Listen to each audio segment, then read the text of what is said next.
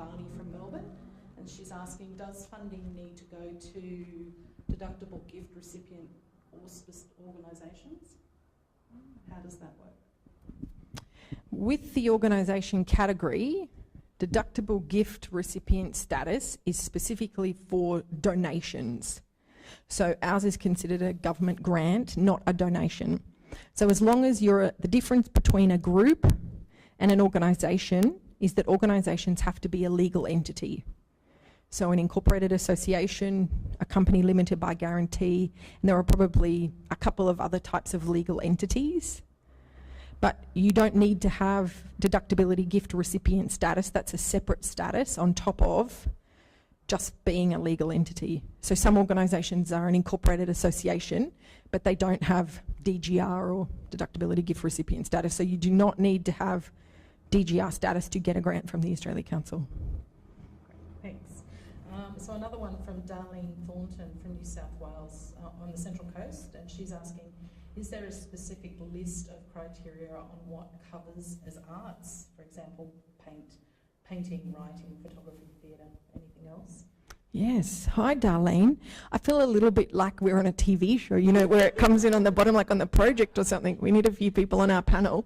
I'm just going to scroll forward and attempt to be a little bit interactive. We will come back to the 6-year funding.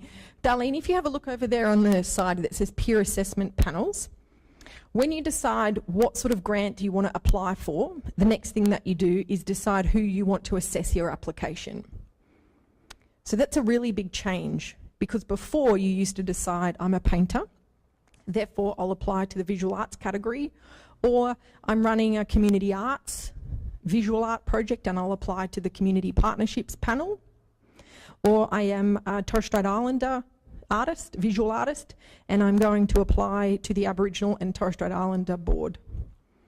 Now you can decide what project you want to, what grant category you want to apply for first, and then you can choose. So you can choose Aboriginal, Torres Strait Islander arts, community arts and cultural development, dance, emerging and experimental arts, literature, multi-art form, theatre and visual art.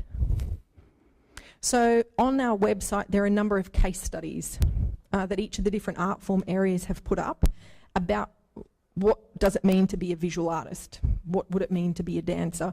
But again, I would invite that artist to ring the Australia Council number, and we'll put those numbers up again at the end, because the group of people sitting up on level 5 eagerly waiting your telephone calls or answering your emails. There's also a section in the website, I believe, you can log in questions or you can email us. Those guys will be able to give you pre-application advice in the same way we were just talking before, and I was saying we'd need to talk more about what's the arts component of that